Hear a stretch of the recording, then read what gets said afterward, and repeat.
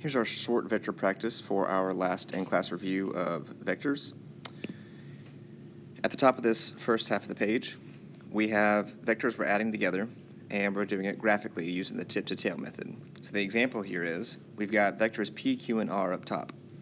Each of these examples, we're adding some version of p, q, and r together. So the goal is to just write the equation.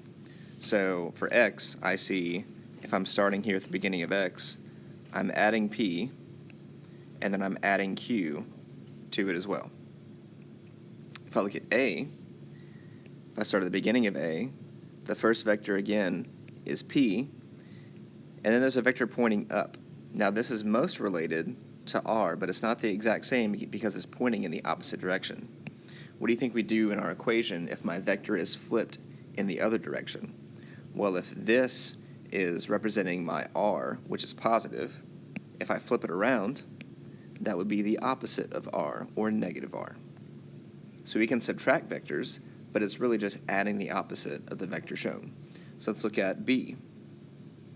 It starts out with p again, and now I've got this vector pointing down to the left, which I notice is the opposite of q. So I'm going to add the opposite of q. Here in part C, vector pointing to the left, that's the opposite of p. Then I'm adding q as is, so I don't change that. D, the first vector points up, that's the opposite of r.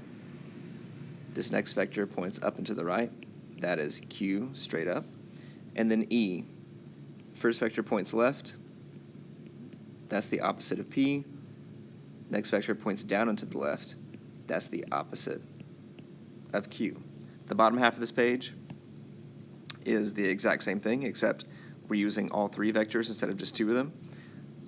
I will leave that to you to solve because you may see one or two of these on the test. And by may, you will. All right, so moving on to components. I'm going to do the top two, and then one of these bottom two problems will actually be one of the ones I'm going to use for the test. So if we can do the top two, and we can do the bottom two on our own, you've basically already got a free pass to another problem on the test. Let's talk about these first two. I want to add these vectors together, just like on the last page, but except I don't want to move these arrows around and attach them tip to tail. I know exactly how far to the right, left, up, or down each of these vectors points, so I can use that to my advantage.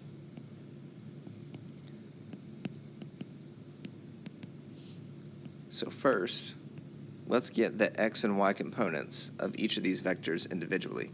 If I look at A points up 3 boxes, and to the left 2 boxes.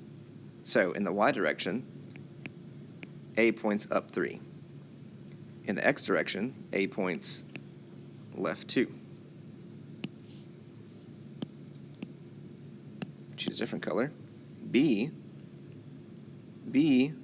points to the right 2 boxes and down 2 boxes. So x component for that is positive 2 because it's to the right.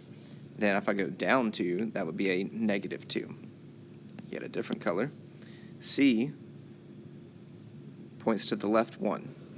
So it points to the left 1, but it doesn't point up or down at all, so that y component would be a 0. Then D points to the right 3, up 1, so x would be positive 3, y would be positive 1. So how do I get k? Well, k is just adding all these together. So it is as simple as taking all your x's, add them together, all your y's, add them together. So if I add all the x components together, I get a plus 2. If I add all the y's together, I also get a plus 2. So the x component would be a positive 2, and so would the y. Now this isn't part of the problem, but what does this actually mean? Like, how would I use that to visualize what k actually looks like? Well, that means if I add all these a, b, c, d together, I end up with something that points to the right 2, up 2, and so this is what k would end up looking like. So if you were walking these vectors. If you walked left 2, up 3, then right 2, down 2, then left 1, then right 3, up 1, you would end up 2 to the right and 2 up from where you started. So that would be your overall displacement. Just a example on how I would think about this visually. So let's go to L. This one's a little bit different, but before I even look at that equation, I know I need to find the components of each of my vectors. So E, F, G, and H. And of course, we're going to find L, but we'll do that later. So E points up 3, but not left or right. So my X is 0, my Y is plus 3. F points left 2, down 3, so I would write left 2, down 3. Negative means left and down.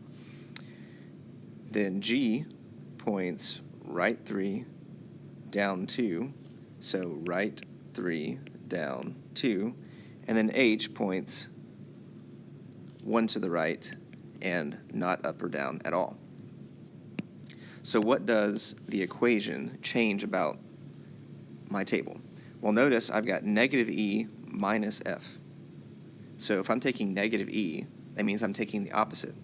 The opposite of E would be E pointing straight downward 3. So I'll just change this 3 to a negative 3. I just changed the sign of all my components. Same thing for F. I'm taking the opposite of F. The opposite of F points in this direction, which is right 2, up 3. So these are both positive.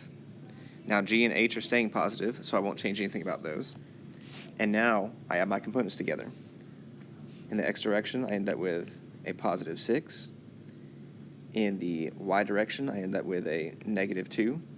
So again, what does that mean visually for me? Well, the answer is plus 6 minus 2.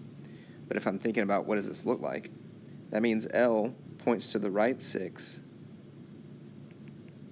down 2. So L would look like that. So hopefully this helps.